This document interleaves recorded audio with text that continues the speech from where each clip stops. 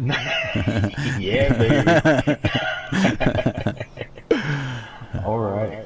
So, All right. yeah, hello and welcome to the very first XDBX official film club podcast.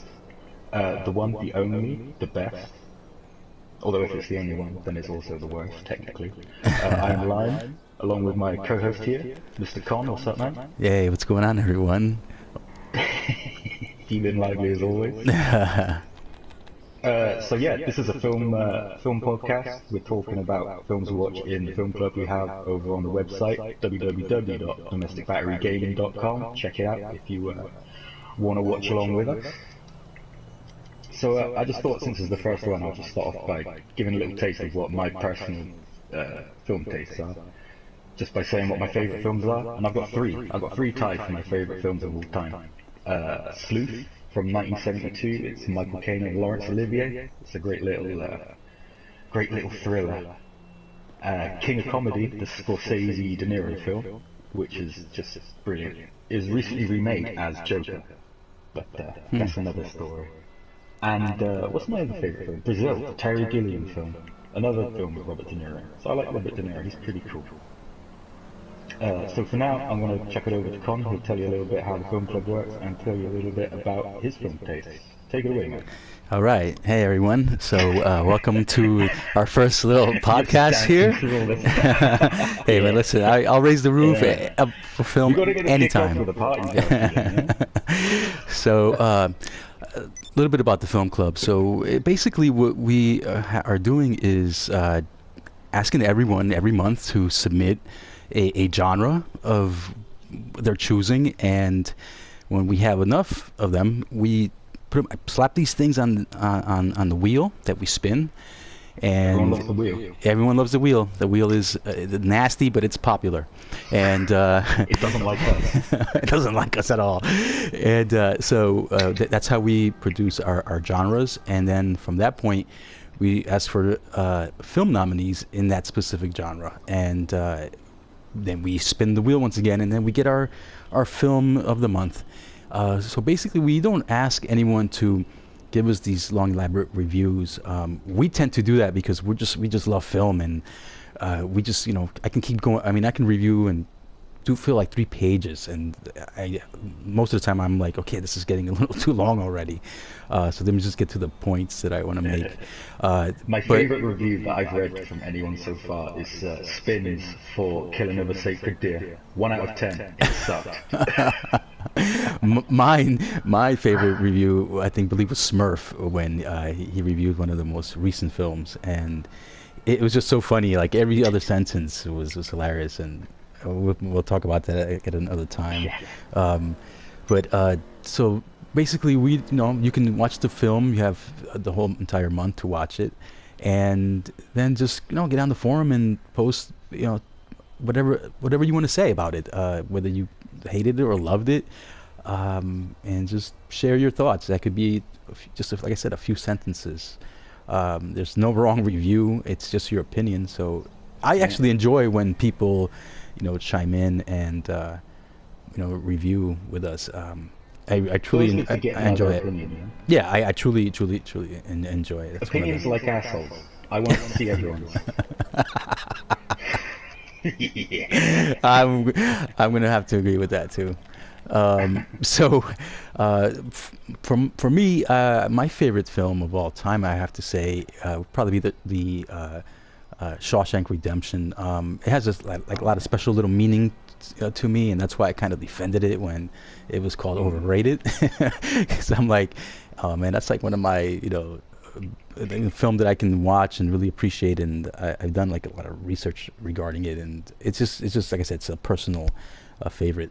But my favorite genre of... Because that was a flop when it was first released, right? Yeah, and one of the reasons was, when people that just pick movies to watch in the cinema at random, a lot of times the titles really have to, have some kind of meaning or clue to what you're going to go watch. And the Shawshank Redemption, first of all, was really hard to say if you never saw the word before.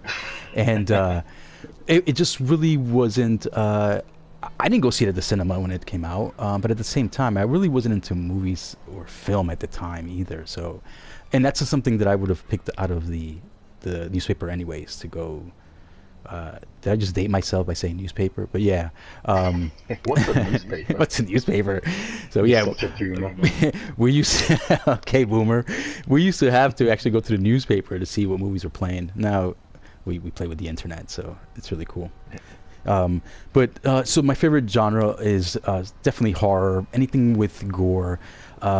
It's kind of It's weird that your favorite genre is horror, but your favorite film is The Shawshank Redemption. is a drama. Yeah, it is Yeah. interesting. Like I said, but that's why the Shawshank has like a special meaning that someday, I'll cover those details because they are, somewhat personal.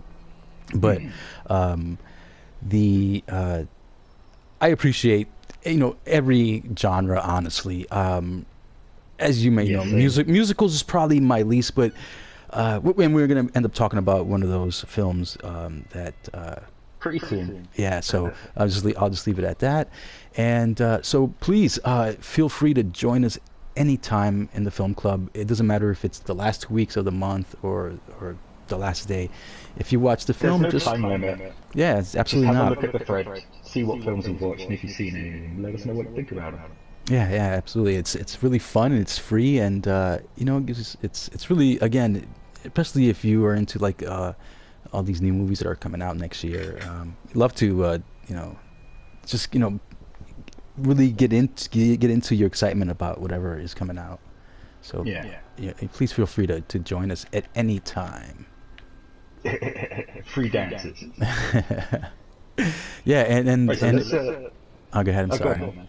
No, I was just No, going to you say, first. and if you feel that it's what's limiting you from joining us is, not having the resources to get to those movies, just send me a private message, and we'll try to work something out.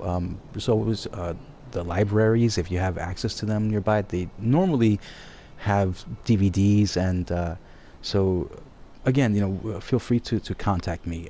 We'll work something out. I promise you. Plus, you get all those cheap copies from China, right? Yes. It may not be the same actors, but they come close.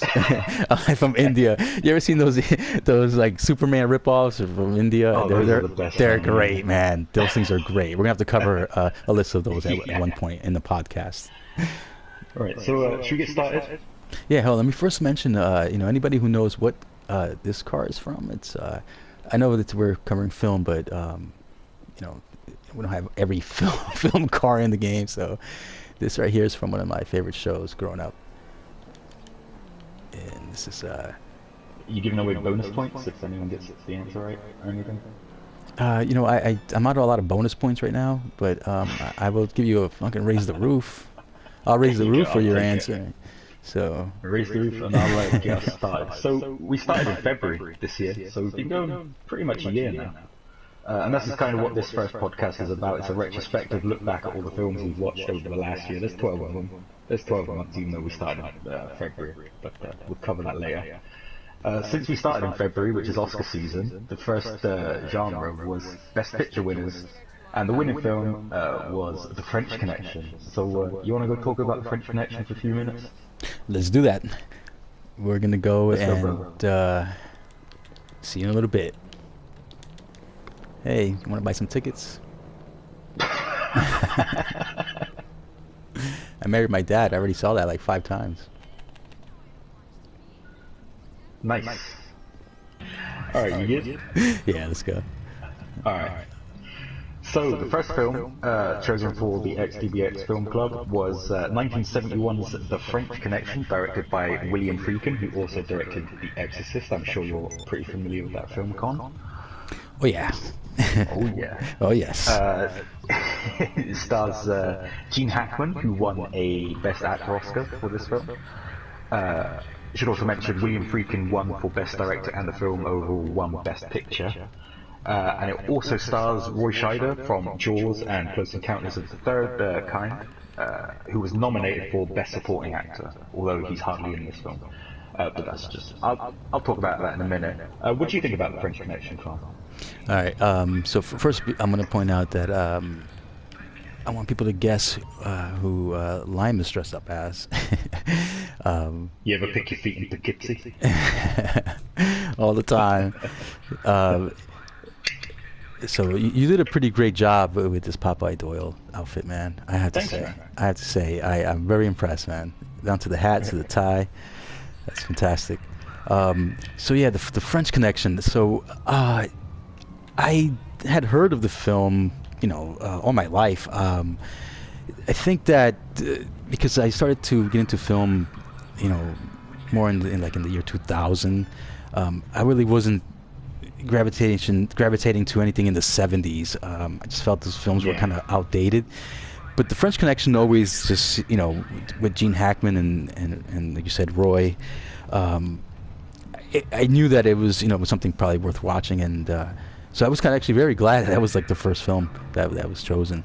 It's a pretty important film. It is. And I do touched on that, that I did thank the movie gods for the French Connection, because it was the first R-rated film in the history of the Academy to win Best Picture, and that to me that was tremendous, because it really opened the door for my genres, which came after that. The directors became more daring, and so I really appreciate the movie for that.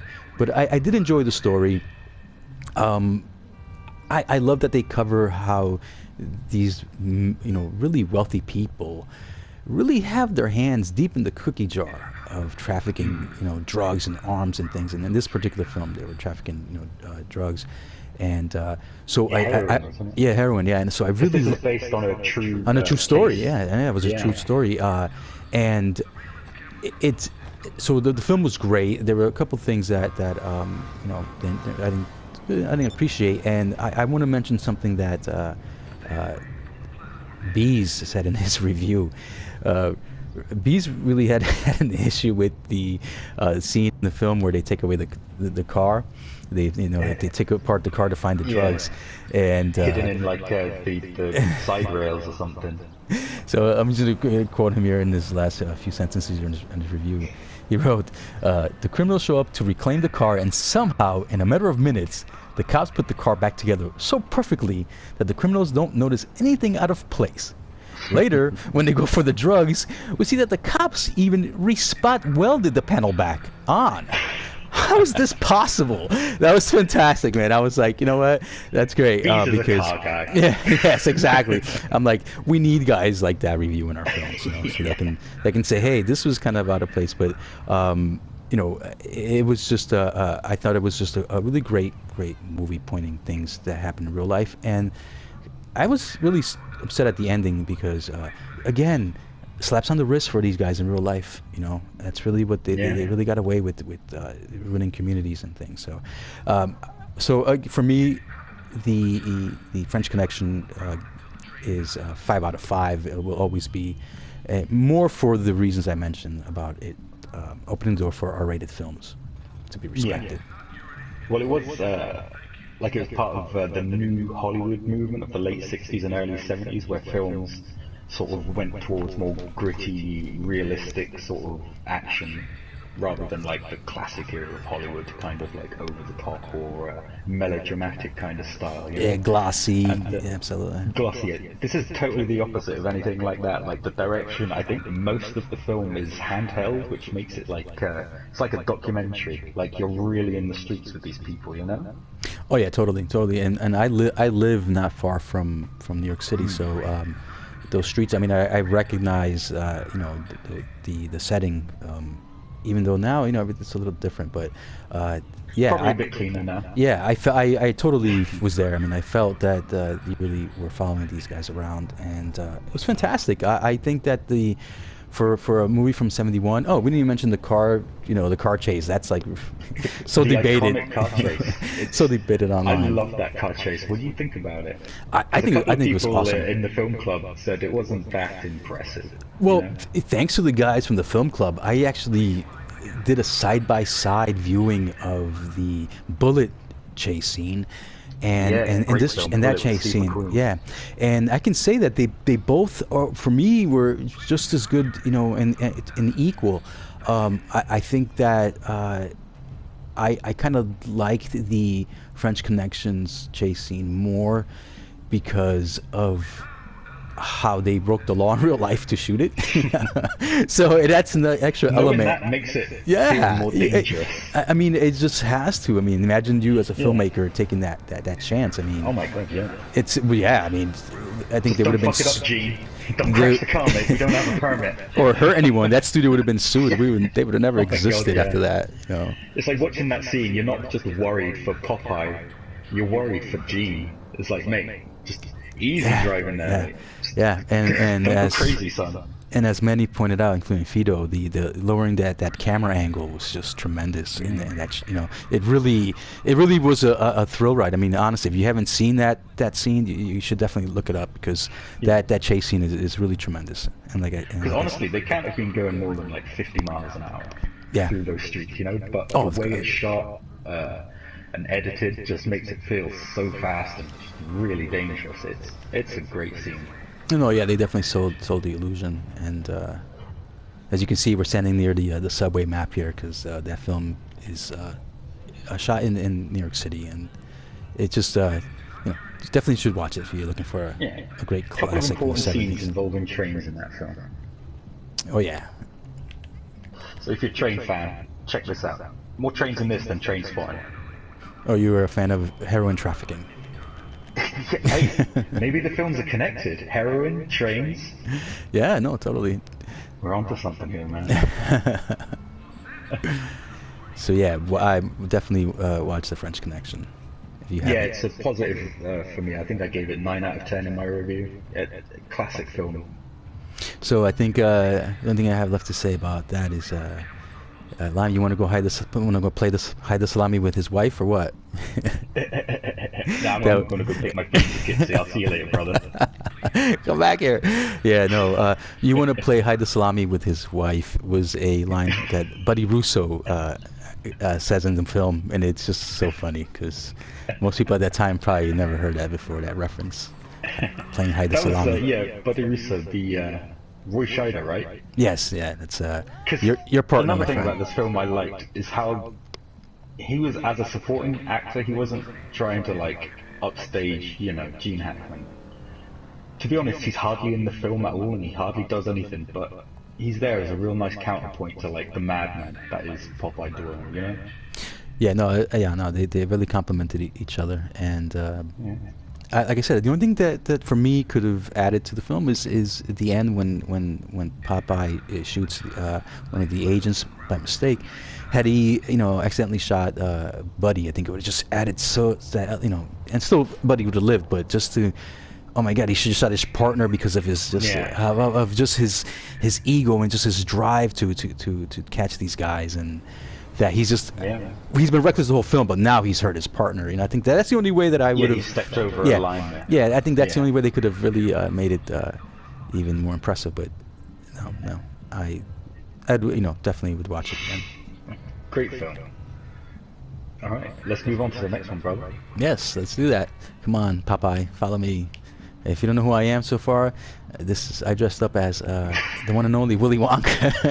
Yeah, for no reason. He's just dressed as Willy Wonka. Yeah, I'm gonna pick movie characters that were available to me.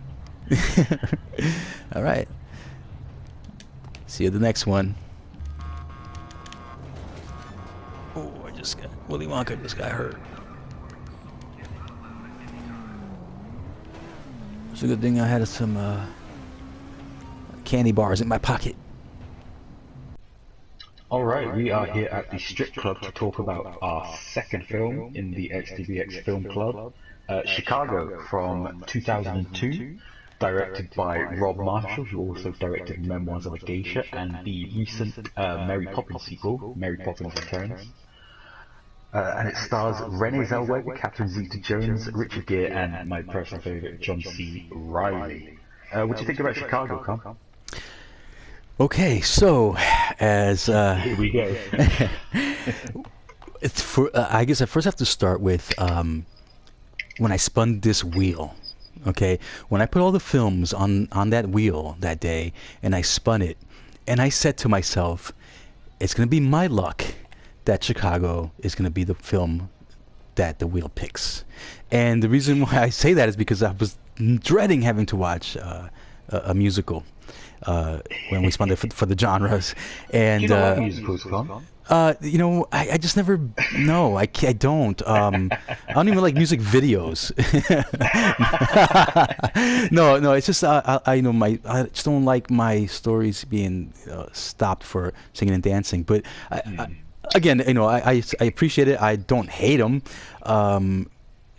But yeah, when I was like, oh, musicals, I was in shock. My body had an allergic reaction to it. But you broke out in hives. You got a cold flop sweat. But I watched it, and I can say. Okay, so what was your feeling when you hit play? So Title rolls. Title song hit. What were you thinking? I was thinking. You hear that guy go 5, 6, 7, 8. Yeah, I instantly said, "Wow!" It didn't take long for the singing to start, and but I it's still a black screen when it starts. Right, but you know, musicals don't fuck around, man. No, they don't, man. And but I instantly was, you know, started. Okay, I'm trying to ignore the music, so let me just start to, you know, and I started looking at the scenery and just everything, the costumes, and it was just a really, you know, it was eye candy everywhere, and Is a gorgeous looking yeah. photo. And so at that point, I wasn't listening to the lyrics until like maybe the second song, and by that time, the movie had got me a little bit, like, it, you know, had tugged at my shirt, and I was leaning into it a little more because the music, the lyrics were, it, you know, was the narrative. It was exposition of what was to come, and I really found that really interesting, and it really got me. It forced me to listen to the songs, and what I thought I was going to end up hating and despising, I ended up really liking. I mean, well, you said at the start that you didn't like musicals because the story stops for a song and then the story continues again. Right. But that's not the case. The story is in the song. Exactly. For the most part. Exactly, and that was so important to me because it was almost like the first time I started listening to Iron Maiden, and really started listening to what they were saying, like in that song "The Trooper," and how it's a history lesson. And so a lot of their songs yes, and old battles and stuff. So it was kind of like that, where I instantly was just drawn into it. And look, this film Chicago was really put together, I mean, really well. You cannot say enough about its production value, man. My favorite scene was the puppeteering scene. That was great. To me, yeah, to me that was tremendous. Just everything about that. I mean, when we got to that scene, I was like, you know what? I'm gonna watch this whole thing, because if they got stuff like this, somebody really put a lot of love into it, and I appreciated that. I think that scene and the scene later in the film with Richard Gere in the courthouse defending, and it cuts between him giving his like speech in the courthouse and him tap dancing, just to show off like how showy and flashy he is. Like it's the same with the ventriloquist thing. It just shows off like what you can do with musicals and how inventive you can be with the imagery. Yeah, and so it was, and like I said, it really just fit the film. It wasn't just like singing for singing's sake, and there was 12 songs in that movie. Okay, so I mean, it wasn't like only 4 or 5 sprinkled here and there. It was 12 of them, and yeah, there's a lot of music in this musical. Yeah, and at no time did I like feel like bored. I thought Queen Latifah really stood out in her minor role. When they show her in the wig, man. Let me tell you something, man. I hadn't belly laughed so hard in a long time watching the movie. It was so funny because, like, it was just great. It was great. I would definitely recommend Chicago, even if you're not into musicals, because of the craft the way it was put together. Yeah, the costumes, the set design, the direction is great. It really highlights like the fantasy element of musicals, you know. Yeah, and again, the story was really fun to follow. And come on, It's a lot darker. I bet it's a lot darker than you thought it was gonna be, right? oh, absolutely. And but I loved it. I loved every element of it. I loved just the character dynamics, how Roxy and Velma needed each other, um, without wanting to be with each other. Yeah. I But just they need each other in the end so much. Yeah, and again, we're talking about themes that can be applied to today's celebrities when they get in trouble Oh yeah. and These girls are totally fame hungry and they don't care how they get it. They just want to be in the newspaper. yeah, and so it's a really brilliant musical, and I definitely would watch it again. Absolutely, I would watch it again, because it was fun. It was fun and it surprised me. And to quote you as you're dressed right now. What did I say? What did I write? You said when you told Vilma to give him the old razzle dazzle. That was just You gotta give him the old razzle dazzle. Razzle dazzle. Razzle him. Yeah, it was just fantastic, man. Like I said, everything, the script, everything just was so well put together. I mean, it's almost like they didn't need to sing the words, because you could have just not sang and just read the lyrics and it would have fit the movie. It would have just I think it was very cool. I think it was really it was genius the way that it was put together. I mean, I haven't watched a lot of musicals, but Chicago was definitely one of my favorite highlights of the film club this year, man. Can't believe I'm saying that. I'm surprised, man. But Chicago is a fantastic musical. It's one of the greats. Originally choreographed, created by the legendary Bob Fosse. If you want another fun musical, check out Cabaret. It's about Nazis and a nightclub in 30s Germany. It's brilliant. And he directed a sort of a biographical film about a director of musicals and a choreographer called All That Jazz, starring Roy Scheider from The French Connection, which is another great film. So yeah, Cabaret and All That Jazz, if you like Chicago. All highly recommended, great musicals. What do you think, Con? You want to check those out? If we spin the wheel.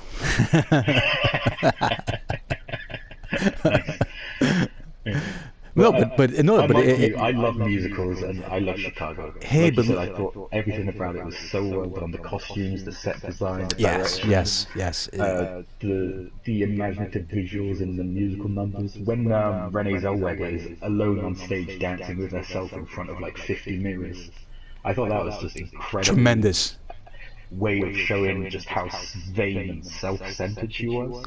But even more than that, the technicality of that scene with the mirrors and I mean, placing the camera so that you don't see the reflection. I mean, and just the work it took to put that scene together.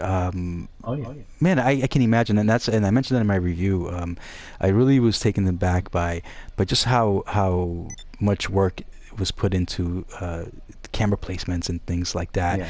That didn't need to, because the songs and everything was a spectacle already, and they really put the extra work in.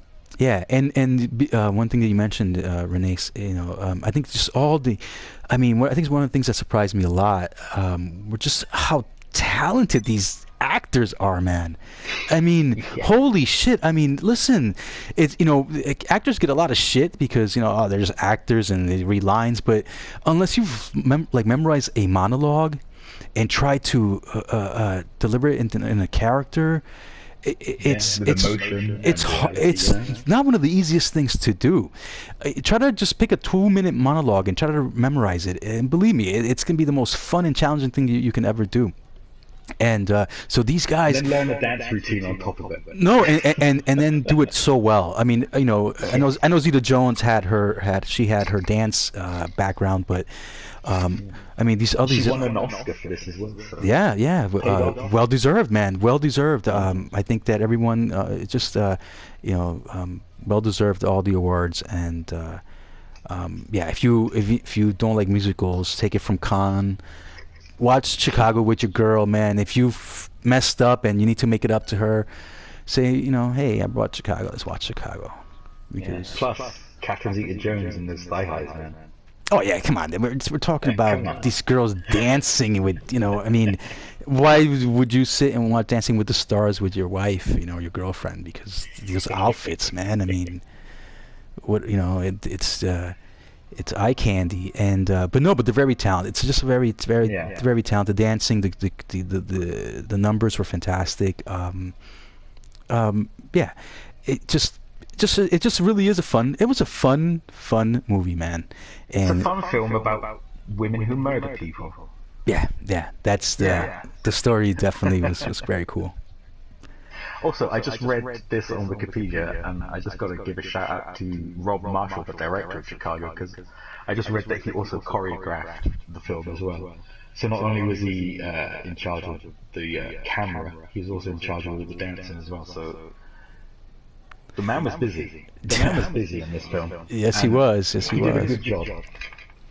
Because the camera work and the choreography is both excellent in this. Definitely worth a watch. Yeah, no, the whole thing, every aspect of the movie is great, and again, without the singing, it still would have worked. The film would have still worked, and the singing just really enhanced the film. And I'm not ashamed to be out in public saying, "Hey, you should watch Chicago." And to end this segment, Con's going to sing us out with his best rendition of Mr. Cellophane. Oh yeah, let's talk about Mr. Cellophane, man. Yeah, that was a John C. Reilly. Come on, I mean, let's face it. I had never seen this film, so seeing him with the singing and the dancing, and again, just solidified how talented His these. heart, man, singing that song. Yeah? Oh yeah, totally. Just the way that he moves, and it does break your heart because he's such a lovable dude, and again, that's why you should watch it for all these great little things that we're mentioning. It's just not just this singing and dancing. Trust me, I would have checked out like halfway through the film. Nice. Alright, well, let's get the fuck out of here, man. Yeah, right. Come on, sing it. Cellophane, I miss the The cellophane. cellophane. I forgot the lyrics. So I see you're dressed as Mr. Billy Finn. That's pretty cool. Oh, that was a perfect ending. Oh, I forgot the lyrics. All right, let's go to the next one. Oh, these strippers just won't leave me alone. Man, you are just candy. So our next genre was French films, with the winning film being The Crimson Rivers, which I had not heard of before this, beating out other films like Amelie and The City of Lost Children, which I had heard of. It stars Jean Reno and Vincent Cassel and was directed by Matthew Kassovitz, released in the year 2000. What do you think of The Crimson Rivers, Con? Yeah, so like you, another film that I had never heard of, probably because the titles are usually in French, so I probably wouldn't have gravitated towards it. But once the wheel chose it and I saw the English translation of the title, I was really excited because it said The Crimson Rivers, and I assumed it was just going to be covered in blood from corner to corner. And it did start promising with the with that corpse that they find with all the stab wounds, and I was really excited from that very moment because I really thought that it was with the body and the insects crawling over it. It reminded me a lot of the Silence of the Lambs. Yeah, and it was just really very well done. I mean, as somebody who's seen wounds and sees all kinds of gore, that was pretty convincing stab wounds. So I will definitely give him a lot of credit for that. So the only thing that I can say, I'm familiar with the actors, the lead actors, because I've seen them in other things, and they're both fantastic. And I think that the strength of this film was their chemistry. I mean, they really worked well off each other. And one of my favorite moments in the film is when they're kind of first forced to work together, and Jean Reno tells Vincent that he says something along the lines of "I work alone," And Vincent says, "That makes two of us. So that's two. That makes two of us." And then they Yeah, both like walk off that's a great together line. to go head off into, find this Yeah, because this they need murderer. each other. And yeah, so I thought that was a really interesting dynamic how they end up working together, and I thought that really worked well. I just wasn't a big fan of the overall story. I thought that Yeah, there was some elements of it that just didn't seem to go with the. I don't know if I want to say like the cinematography, or I just didn't feel that the story complemented the amazing visuals. That's one of the highlights of the film as well, is definitely. all the The landscape. direction's Yes, amazing. and Fido, definitely confirmed my suspicion with his review when he definitely, being from France himself, he really enjoyed seeing those. The Alps and in that setting. Again, Well, the I establishing shots of the Alps and the mountains and the yeah, woods, yeah, absolutely it gorgeous. was really, they were really awesome. Again, I just felt that the way the story was told, for me, left a little to be desired, because I maybe I wanted a little more gore. But again, the chemistry between the lead actors is really why it's, for me, was really worth watching. And like I said, I just wish they would have done better with the overall mystery. I didn't think that there were enough clues, or the clues weren't as easy to follow. So, which at one point towards the end of the movie, I literally had to rewind because I had missed where this female character came from and how important she apparently was becoming. And so, I guess maybe I just lost some things in translation, but I did For enjoy me, it. the last sort of 20 minutes of the film felt quite rushed because they got a lot of plot to sort of squeeze in there at the end. There's a lot of sort of revelations and twists that they sort of like. It seems like they had to struggle to fit them in because it's based on a book, so there's obviously a lot they had to cut out. So I don't know. The last act felt kind of rushed to me, like they were No, I trying to agree. get towards the end, you know? I agree. It's almost as if they had this really long. This lady came back to come see us over here. She wants. I think Sup, she's girl? a fan of the Crimson Rivers. Um, no, yeah, I thought that it just maybe needed a little more exposition, or maybe just, for me, in my opinion, just a little more gore. Give me a little more. I mean, I really wasn't threatened by the serial killer. I was more threatened by the skinheads in the film than I was by Yeah, the the actual. Kung Fu skinheads. That Yeah, scene was mad. yeah, that was interesting. Although I will say this, I rewatched that scene recently, not sober, and it was a lot better that time around. So I think that's basically how I would recommend this film.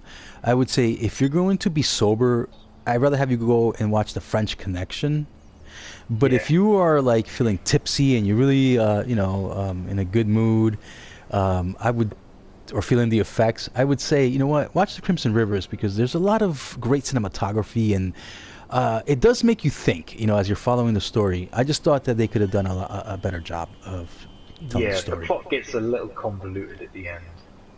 Yeah, definitely, definitely. But it does look gorgeous. The director, Matthew Kassovitz, absolutely elevated like the actual story.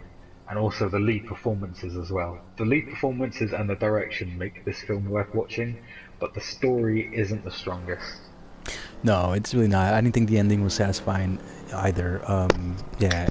But not every movie is gonna be great. But I would, No, like I this said, wasn't it. a bad movie though. I No, will not at say that all. it's not a bad movie. Not at Not at all. all. Not at all. It just again, the clues not easy to follow. Not that you want everything spelled out for you, but you at least want to have an idea where the film is going. And I felt that Yeah. they try to squeeze a little too many little things that distracted you. I get getting distracted. The old look this way while we're really doing The this, red but herring. Yeah, yeah, yeah. but it didn't work for me in this film. No. And you know, I would, like I said, would recommend it if you have been playing beer pong or something, and Yeah. because It's a very average sort of crime mystery thriller film, but it has two great lead performances and very good direction with it. Yep. So definitely, check it out on one of these rainy days. I think it's a rainy day. It's a rainy day film. Rainy day film. If you see it on Netflix or whatever, Hulu, give it a try. See what you think. Yeah. Yeah. Just don't expect too much gore for you gore hounds like me.